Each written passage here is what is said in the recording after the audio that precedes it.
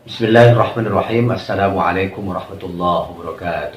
Sahabat Nahwu yang dimuliakan oleh Allah Subhanahu wa Ta'ala, di Ramadan yang ke-25 dan insya Allah penuh dengan berkah ini, kita kembali melanjutkan pembelajaran kita. Hari ini kita masih mengirob dzaraf zaman dan dzaraf makan.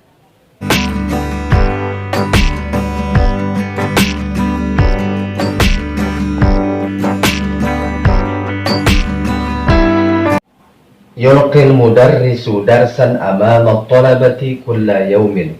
Guru menyampaikan pelajaran di depan murid-murid setiap hari. Hari ini kita masih belajar mengirob kalimat yang di dalamnya ada dzaraf, baik dzaraf zaman ataupun dzaraf makan. Di dalam kalimat ini di mana di sini dzaraf zaman dan dzaraf makan, mari kita lihat. Yulqi tadi artinya menyampaikan. Fi'lun mudhari'un. Yulqi adalah fi'il mudhari'. Fi'il mudhari' itu kata kerja yang akan dilakukan atau sedang dilakukan. Dalam kitab Nahwu Wadih dikatakan bahwa fi'il mudhari' adalah kullu fi'lin yadullu ala husuli amalin fi zamanil hadir awil mustaqbal. Fi'il mudhari' adalah setiap kata kerja yang menunjukkan terjadinya suatu perbuatan pada waktu sekarang atau akan datang. Wala budda an yakuna mabdu'an biharfin min ahrufil mudhara'ah wa yal hamzah wan nun wal ya' wat ta'. Fi'il mudhari' adalah setiap kata kerja yang menunjukkan terjadinya suatu perbuatan pada waktu sekarang, ya. Jadi yulqi itu bisa diterjemahkan sedang menyampaikan. Awil mustaqbal atau akan datang bisa juga diterjemahkan akan menyampaikan. Wala budda an yakuna mabdu'an, dan harus selalu diawali biharfin min ahrufil mudhara'ah, dari salah satu huruf mudhari', wa yal hamzah yaitu hamzah, nun atau nun, ya, ini dia huruf ya, harus diawali dengan salah satu huruf mudhari', huruf mudhari', itu huruf ya, kemudian satu lagi ta, ini diawali huruf ya, maka fi'il ini dikatakan dengan fi'il mudhari'. Kalau dalam kitab Matan Jurmiyah dikatakan maka fi awwalihi ihda az-zawaidil arba'ah, ya, apabila di salah satu hurufnya yang pertama diawali dengan huruf yang empat, ya, coba wa qauluka, terkumpul dalam sebuah perkataan, yaitu ana itu hamzah, nun, ya, dan ta. Jadi ini diawali huruf ya, maka fi'il ini atau kata kerja ini dinamakan dengan fi'il mudhari'. Marfu'un, kemudian fi'il mudhari' itu dasarnya adalah marfu', ya. Marfu' itu identik dengan dhammah. Litajarrudihi an ahadin nawasibi awil jawazimi, sepi, kosong, tidak ada dari alat-alat yang menasabkan. Jadi sebelum fi'il mudhari' ini tidak ada alat-alat yang menasabkan. Kita sudah belajar jumlahnya ada 10 alat-alat yang menasabkan, an, lan, idzan, kai, dan seterusnya. Kalau dimasuki huruf yang menasabkan tidak lagi yulqi tapi an yulqiya. Kemudian awil jawazim atau alat-alat yang menjazamkan, ada lam, ada lamma, alam, alamma, jumlahnya ada 18. Kalau dimasuki huruf jazam, jadi fi'il mudhari' itu menjadi majzum, ya. Tapi karena fi'il mudhari' ini akhirannya huruf ya, dimasuki huruf jazam menjadi lam yulqi, dibuang huruf ya-nya, dibuang huruf illahnya. Wa alamatu raf'ihi dhammah muqaddarah 'ala al-ya' listiqal, dan tanda rafa'nya adalah dhammah yang digantikan, ditakdirkan, dikira-kira dengan ya karena berat. Jadi asal dari fi'il mudhari' ini adalah yulqiyu, ya, yadhhabu, yarji'u. Dan kata yulqi ini asalnya yulqiyu, tapi karena berat lidah orang Arab menyebutkan harokat, yaitu berharokat dhammah sebelumnya kasrah, maka dibuatlah harokat ya ini menjadi sukun. Kenapa? Karena berat, listiqal, yang berat itu lidah orang Arab. Kemudian al-mudarrisu tadi artinya guru. Fa'ilun, dia fa'il, pelaku, subjek. Apa fa'il itu? Ismun marfu'un taqaddamahu fi'lun wa dalla 'ala alladhi fa'ala al-fi'la. Bahwa fa'il adalah isim, ya. Al-mudarris itu isim. Dari mana kita tahu? Dari al di awalnya, alif lam. Ismun marfu'un, setiap fa'il itu marfu', ya. Marfu' identik dengan dhammah. Ismun marfu'un taqaddamahu fi'lun, yang didahului oleh fi'il, lebih dulu ditulis fi'ilnya. Wadalla 'ala alladhi fa'ala al-fi'la, dan yang menunjukkan bahwa isim itu adalah pelaku dari perbuatan, maka disebut dia dengan fa'il. Al-mudarris inilah yang melakukan perbuatan yulqi. Dalam kitab Matan Jurmiyah fa'il itu dikatakan al-ismul marfu', dia isim, ya. tandanya isim ada al di awalnya, al marfu dia marfu, al madzkuru qablahu fi'luhu yang disebutkan sebelumnya fi'ilnya, lebih dulu ditulis fi'ilnya. Fa'ilun li fi'li yulqi, fa'il subjek pelaku dari kata kerja yulqi, marfu'un ya marfu, mudarris fa'il itu selalu marfu ya. Wa alamatu raf'ihi dhammah, dan tanda rafa'nya adalah dhammah. Kenapa tanda rafa' al-mudarris ini dhammah? Karena kata al-mudarris ini isim mufrad, kata yang menunjukkan tunggal, kata yang menunjukkan satu. Kalau dia musanna atau isim tasniyah al-mudarrisani, tanda rafa'nya bukan lagi dengan dhammah tapi alif. Zahir 'ala al-akhir. Sudah dhammah zahir lagi jelas. Kenapa? Karena akhiran dari kata al-mudarris ini bukan alif, bukan isim maksur. Kalau dia isim maksur, maka tanda rafa'nya dengan dhammah muqaddarah. Kalau dia isim manqus juga sama, tanda rafa'nya bukan dengan dhammah zahirah tapi dhammah muqaddarah. Tapi karena akhirannya bukan alif, bukannya, maka tanda rafa' kata al-mudarris ini dengan dhammah zahirah. Kemudian darsan pelajaran. Maf'ul bih itu objek, korban, penderita.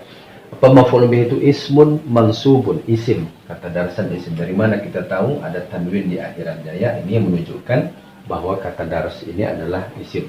Mansubun, setiap maf'ul bih itu mansub itu identik dengan fathah ya. Waqa'a alaihi fi'lul fa'il, yang dikenai oleh perbuatan si pelaku, dikenai oleh perbuatan yulqi, perbuatan menyampaikan ini perbuatan si mudarris, maka disebutlah kata darsan ini maf'ul bih. Mansubun, dia mansub identik dengan fathah, wa alamatu nasbihi fathah, dan tanda nasabnya adalah fathah. Darsan ya fathatani di sini. Kenapa tanda nasabnya fathah? Karena kata darsan ini isim mufrad, kata yang menunjukkan tunggal, kata yang menunjukkan satu. Kalau kita rubah menjadi isim tasniyah atau musanna, maka tanda nasabnya tidak lagi dengan fathah tapi dengan ya. Darsaini, nah, seperti itu. Yulqi al-mudarrisu darsaini. Tapi karena dia isim mufrad, maka tanda nasabnya fathah. Zahiru 'alal akhir, jelas di akhirannya ya, dia jelas tertulis darsan. Kemudian amama itu zarful makan, keterangan tempat, keterangan yang menunjukkan tempat. Amama di depan, selain amama apalagi? Amama, khalfa, wara'a, janiba, dan ada lagi yang lainnya. Dalam kitab An-Nahwu Wadih dikatakan bahwa zarf makan itu adalah ismun mansubun yubayyinul makana alladhi hasala fihi al-fi'l, yaitu isim yang mansub. Kata amama ini isim ya.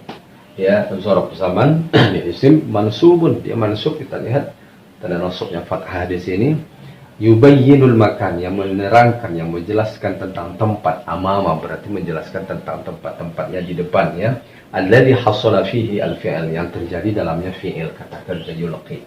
Kemudian dalam kitab Nahwu Wadih disebutkan bahwa zarf makan itu adalah ismul makan al-mansub bitaqdiri fi, yaitu isim makan ya, kata yang menunjukkan tempat dan dia mansub. Nah, ini mansub bitaqdiri fi ya, terjemahannya bisa dikira-kira di dalam atau pada.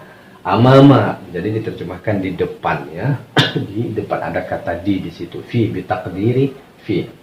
Mansubun ya, setiap zarf makan itu mansub. Wa alamatu nasbihi fathah, dan tanda nasabnya adalah fathah zahira 'alal akhir. Kita lihat di sini tanda nasabnya fathah zahira, jelas di akhirannya. Wa huwa mudhaf, dan dia itu mudhaf.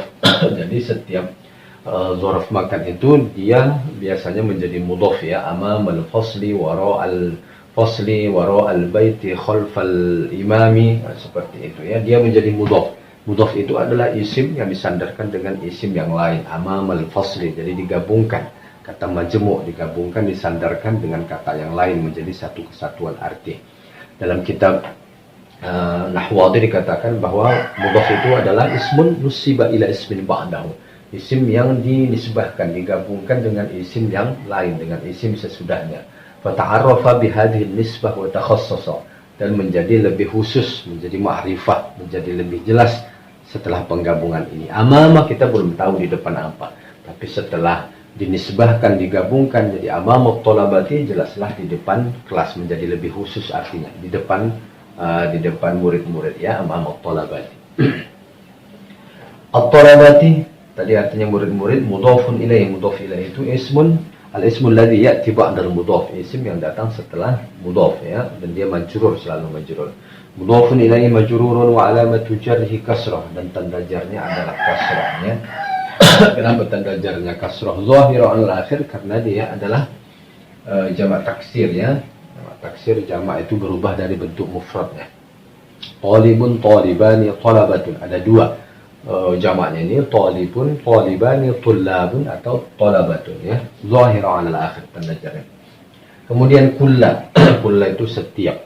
Naibu dzarfiz zaman, dia naib dzarf zaman. Kata kulla yang menjadi naib dzarf zaman, menjadi pengganti dzarf zaman ini, biasanya dia terletak itu sebelum dzarf zaman. Kulla yaumin, kulla sa'atin, kulla sabahin, kulla masain. Dan insyaallah untuk pembahasan naib dzarf zaman ini kita akan buat video khusus nanti insyaallah. Liyulqi, dia adalah pengganti dzarf zaman dari yulqi. Mansubun, dia mansub ya. Wa alamatu nasbihi fathah zahir ala al-akhir. Dan tanda nasabnya ini dengan fathah zahir, fathah yang jelas tertulis dan berbunyi kulla, berbunyi a ya. Wa huwa mudhaf ya, dan dia mudhaf. Mudhaf itu isim yang dinisbahkan dengan isim sesudahnya, dengan isim yang lain, dengan kata yaum. Yaum itu menjadi mudhafun ilaih. Menjadi mudhaf ilaih. Mudhaf ilaih itu adalah isim yang datang setelah mudhaf ya. Ini mudhafnya, yaumnya mudhaf ilaih. Majrurun, dia majrur, kita lihat majrur wa alamatu jarrihi kasrah, dan tanda jarnya adalah kasrah. Kenapa tanda jarnya kasrah? Karena kata yaum ini isim mufrad. Kalau dia musanna atau isim tasniyah, maka tanda jarnya adalah ya. Zahira alal akhir, jelas di akhirannya ya, karena akhirannya bukan alif. Kalau akhirannya alif, maka tanda jarnya dengan kasrah muqaddar. Karena kata yaumi ini akhirannya adalah huruf mim, maka tanda jarnya dengan kasrah zahira.